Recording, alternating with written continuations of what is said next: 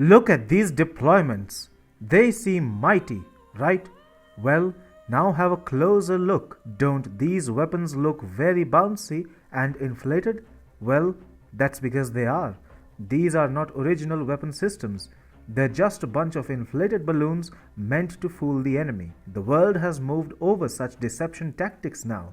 The visuals you just saw were from World War II, but China is only now learning to implement its own ghost army tactics, and it's all about to fall flat on its face. Hi and welcome. You are watching TFI Global, the foreign affairs and geopolitical analysis arm of the TFI Media Group. I am your host Sandeer, and in this video, I will tell you how China is employing the ghost army strategy of World War II in a bid to take on India. Let's begin.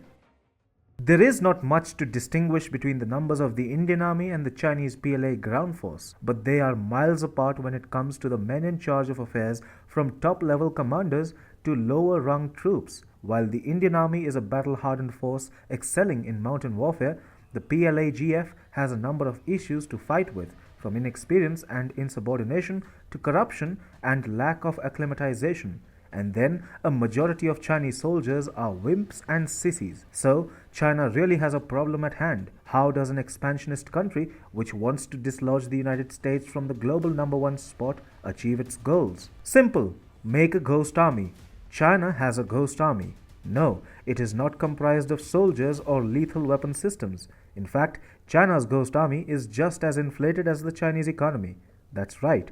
China's ghost army is comprised of inflated balloons that are meant to scare the communist nation's enemies. Much of China's focus on its ghost army is to deal with India, whose battle-hardened soldiers taught Chinese little emperors a lesson in June 2020 and in the months that followed. The Ghost Army was a United States Army Tactical Deception Unit during World War II, officially known as the 23rd Headquarters Special Troops. The 1100-man unit was given a unique mission within the Allied Army: to impersonate other Allied Army units to deceive the enemy. During their tenure, they put on a traveling roadshow, utilizing inflatable tanks, sound trucks, fake radio transmissions, scripts, and pretense.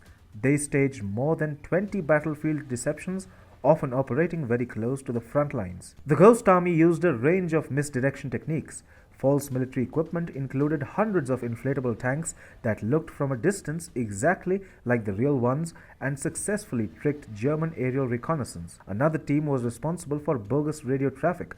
A set of mobile speakers pumped out sounds of troop movements and large engineering projects like bridge building. In fact, such was the sophistication of the Ghost Army that its members, who by the way were not trained soldiers and combatants, worked as actors, putting on the uniforms of different regiments and mixing in local towns. The deception and fake deployments which the Ghost Army gave rise to practically tilted World War II in favor of the Allies, and China seems to be very inspired. While the Allied forces back in World War II used a ghost army to deceive their enemies, China has been using its version of the ghost army to fool the world into believing that Chinese weapons are operable and can reach any part of the communist nation. The Chinese ghost army is also meant to compensate for the general lack of courage that pervades all ranks of the Chinese military. You see, the Chinese People's Liberation Army simply cannot match the expertise, combat readiness, and courage of battle-hardened Indian soldiers.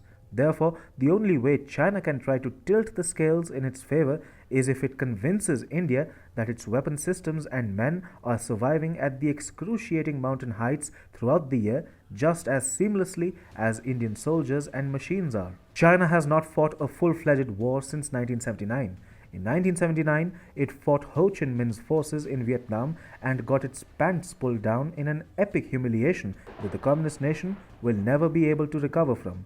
Then too, the general inability of Chinese soldiers to fight courageously had played a big role in China tasting an embarrassing defeat. Now, with all Chinese soldiers a product of a one-child regime, the lack of courage within the PLA has only exacerbated the woes of the CCP. Not only India, even if China thinks of invading Taiwan, the collective force of the democratic world would be staring it right at its face. Then too, China would need to fool and make democratic militaries believe that it has magical capabilities, and that is where the ghost army will come in handy. In 2020, Chinese state media inadvertently shared the picture of inflated balloons depicting the HQ-16 surface-to-air missiles. China Central Television posted a picture of a missile launcher positioned by the People's Liberation Army, but it was soon pointed out to the PLA on social media that the launchers were curved in shape.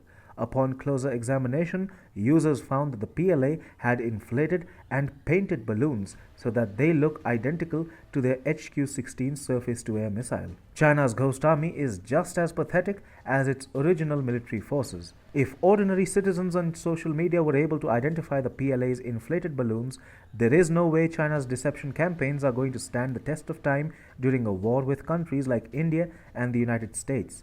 China thought it could make the world believe that it has unlimited weapons, while all it has convinced the world of is its own foolishness.